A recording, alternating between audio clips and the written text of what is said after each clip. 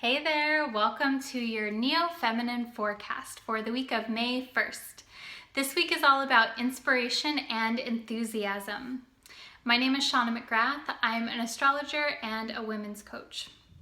So in this video, I'll share with you the astrology of the week, and then I have 3 tips for you to harness this energy for this week. So before that though, I have 2 dates that I want you to mark on your calendar. The first one is Tuesday, May 2nd. On Tuesday, we're having the first quarter square of the moon in Leo. And this is important because the first quarter square of the moon is when you're being asked to stand up for what it is that you believe in.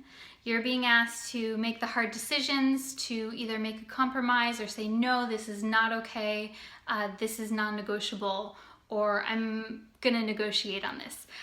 This is in the sign of Leo, and so it's really important that you step into leadership roles where you're being asked to. It's important to be proud and to have like this lion-like kind of presence, especially on Tuesday. So I just want you to notice what comes up for you.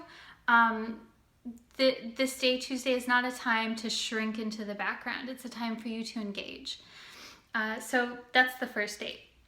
The second date is Wednesday, May 3rd. Mercury goes direct. And so Mercury is the planet of communication, thought process, and intellect. So while Mercury has been going retrograde the past few weeks in the sign of Aries, Taurus and Aries, it's been a time for review, for rethinking, especially Aries type of issues. Aries is about the self. It can also be about your physical body as well, but it's very much like, what is it that you need? What is it that you want that's important to you?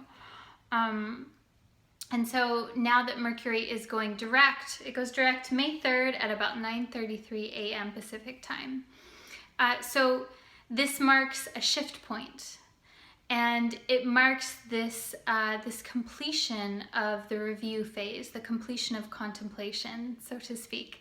And what's really interesting is that Mercury has stationed direct, very close within a few degrees of the planet Uranus, which is all about freedom and liberation, and it's about spontaneous revolution.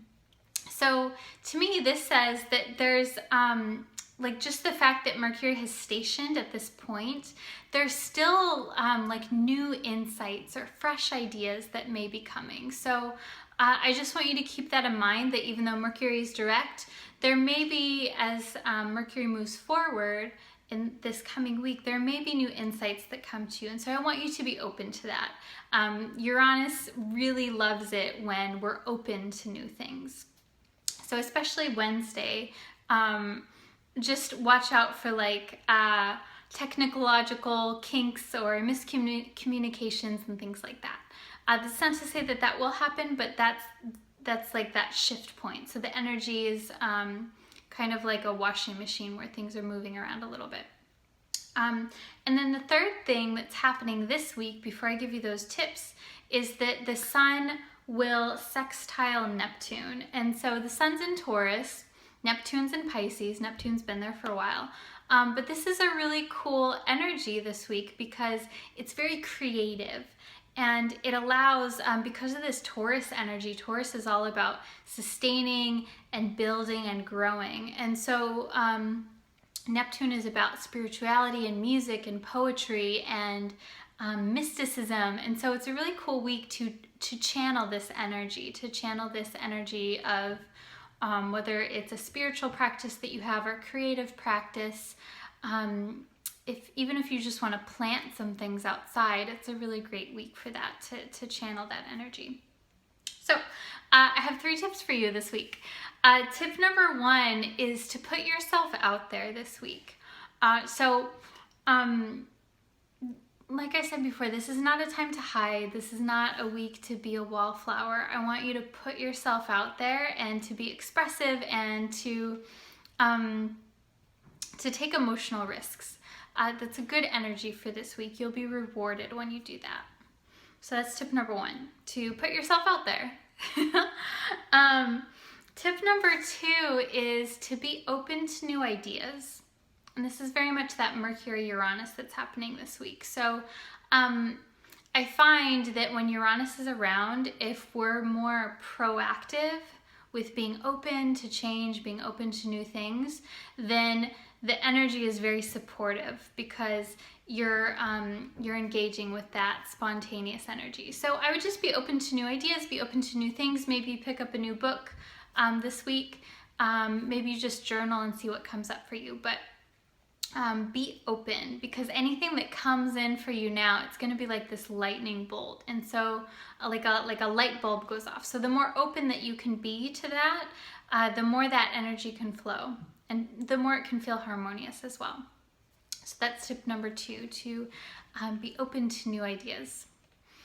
And then tip number 3 is to do something creative this week. So especially something that's like Taurian, with the sun being in Taurus right now, whether that is if you have a garden or seeds that you've been meaning to plant or pot, if there's some watercolors that you want to mess around with, even if it's just dancing in your living room, do something creative this week. This week is very conducive to creative energy, to anything that involves music or poetry, or even if you've been meaning to like make a YouTube video or something like that, or just do it for fun, this is a really great week for it.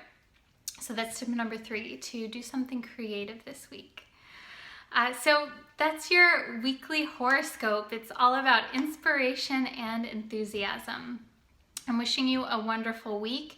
If you want to know more about my work, or if you want to read any of my articles on more of the astrology to get to know yourself better, you can go to my website, neofeminine.com.